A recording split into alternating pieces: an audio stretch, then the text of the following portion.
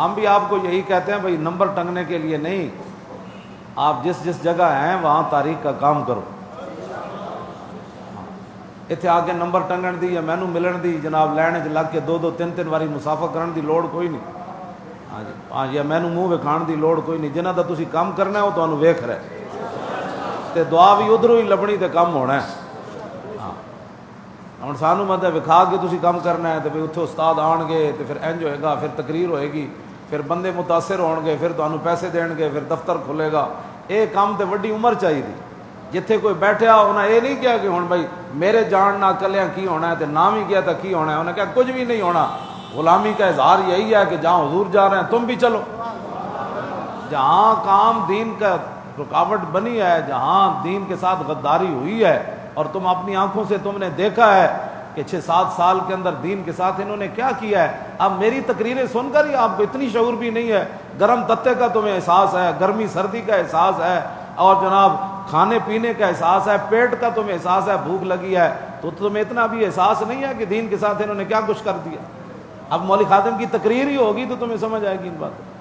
ہاں جی، یہ تو خود اندر کی بات. جب تک آپ کا اندر نہیں نہ اٹھے گا دین کے لیے، تقریریں سننے سے کچھ نہیں ہوگا. ہاں درس حدیث روزانہ بھی میں دیواں تے کی ہونا ہے.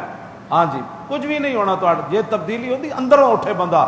ہاں حضرت ابو خیسمہ نو کسی نے بھڑکایا نہیں سی، انہوں نے اندر اٹھیا، انہوں نے کہا چلیے جی چلیے، انہوں نے کہا چلیے جی چلیے. ہاں یہ اپنے اندر دیاں گلاں ہوندیاں.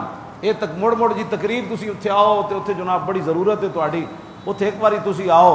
یہ اندروں گل ہوندی، اندروں بندہ اٹھ کھڑا ہوئے کہ میں یہ کام کرنا ہے. ہاں جی، مولوی خادم جتھے مرضی بیٹھا رہے اسی وہ واسطے تھوڑا کرنا ہے کام تے اسی رسول اللہ دے دین دا کرنا ہے. ہاں جی، اب آپ یہ بات سوچیں کہ بھائی میں آپ کو ہمیشہ، میں نے تو پڑھا ہی یہ ہے کہ ہم نے کسی کو دیکھ کر کام تھوڑا شروع کیا ہے. ہاں جی، کتنی رکاوٹیں آئیں، اب بھی رکاوٹیں ہیں. تو ہم نے کبھی سوچا بھی نہیں ہے کہ ہمیں یہ کیا بندہ کرے گا. ہمیں کہا کیا کرے گا، جن کا کام ہے وہ جانے. ہمارا اتنا ہی کام ہے. ابو خیسمہ کا اتنا ہی کام تھا، وہ چل پڑے.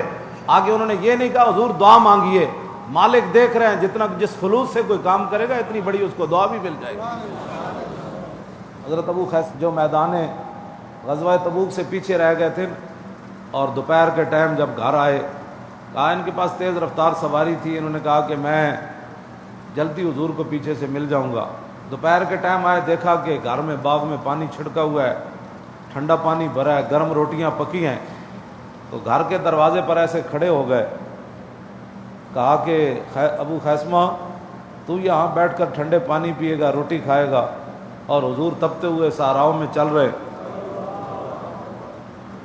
تو حضرت ابو خیسمہ نے وہاں دروازے پر کھڑے کھڑے اپنی بیوی کو کہا کہ کھجوریں ڈال کر دو تھیلے میں، تو میں جانا چاہتا ہوں. کہا کہ اندر تو آ جائیں. فرمایا اب اندر نہیں آنا. یہ وہ کھجوریں لے کر سواری پر بیٹھے اور دوڑے.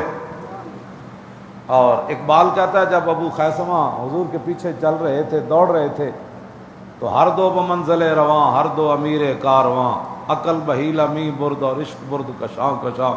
اقبال کہتا ہے جب آپ آگے چلتے تھے تو عقل آ جاتی تھی، یار ہزاروں صحابہ ہیں، تو نہ بھی گیا تو کون سی پریشانی والی بات ہے. تو اقبال کہتا ہے عشق، کہتا ہے چل وہاں جہاں رسول اللہ جا رہا ہے، چلیے. ہاں، ہر دو بمنزل رواں، ہر دو امیر کارواں، عقل بہیلا می برد. عقل ہیلے بہانے بناتی ہے، چھوڑ اتنے بندے ہوں گے تو نہ بھی گیا. اور عشق برد کشاں کشاں، عشق کہتا ہے نہیں چلیے جہاں حضور چلے تم بھی چلو. یہ اور دور سے، میں ہمیشہ کہتا ہوں دعائیں کرائی نہیں جاتی، دعائیں لی جاتی ہیں. دور سے صحابہ نے دیکھا غزوہ تبوک کے موقع پر کہ پیچھے ایک سایہ سا آیا، دور سے ظاہر ہے تپتے ہوئے صحرا میں چل رہے تھے. تو حضور نے فرمایا کن ابا خیسمہ، وہ تو ابو خیسمہ آ رہا ہے. اور جب قریب آئے تو پھر سارا جو منظر ہے نا وہ بتایا کہ میں ایسے ایسے گھر آیا، پانی ٹھنڈا تھا، روٹی پکی ہوئی تھی، تو میں نے سب چیزیں چھوڑی اور آپ کے پیچھے چل پڑا. تو حضور نے ہاتھ اٹھا کر ان کے لیے دعا کر دی.